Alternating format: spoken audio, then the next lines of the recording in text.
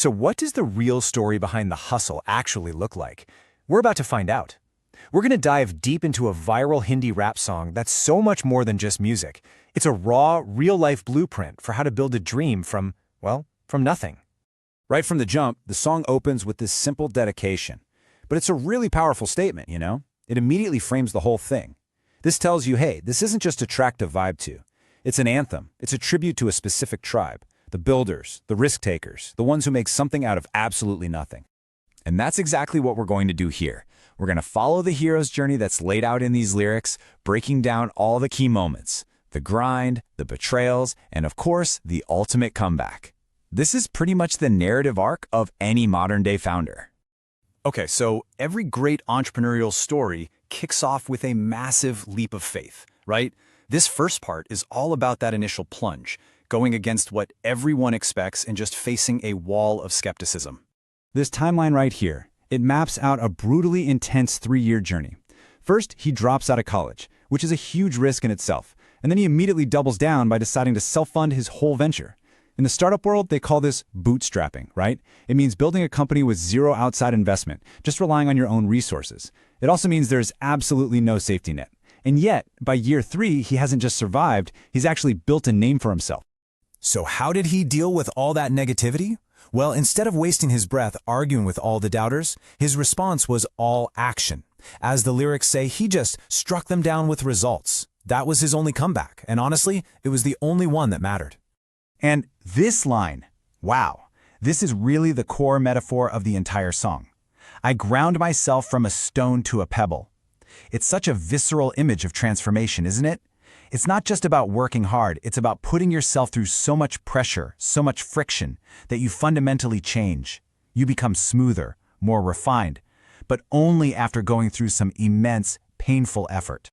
Okay, so just when it seems like all that professional grind is finally starting to pay off, the story takes this sharp, really personal turn. Our hero is about to face a crisis that has nothing to do with business and everything to do with the heart, and it's a test that could seriously unravel everything he's built. In the lyrics, they did not shy away from the pain. This line is just incredibly raw.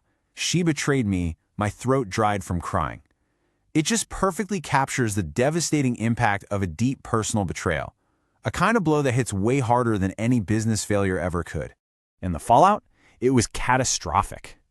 All that professional ambition he'd worked so hard for? Gone. He says he literally forgot all his dreams.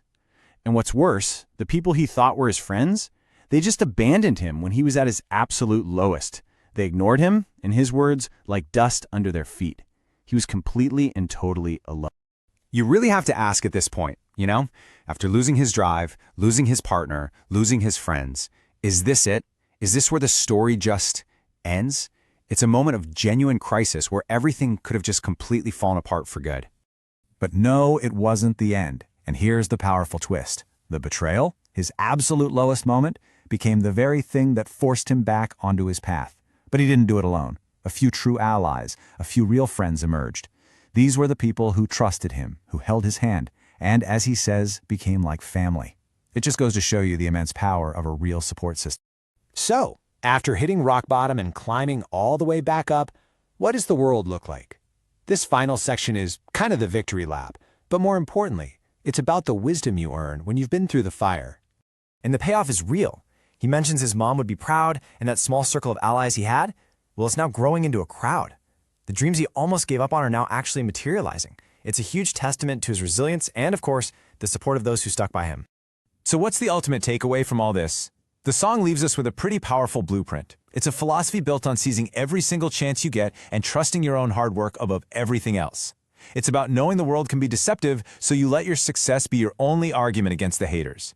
And maybe most importantly, it's about that delicate balance of staying grounded while never ever taking your eyes off the sky, your ambition.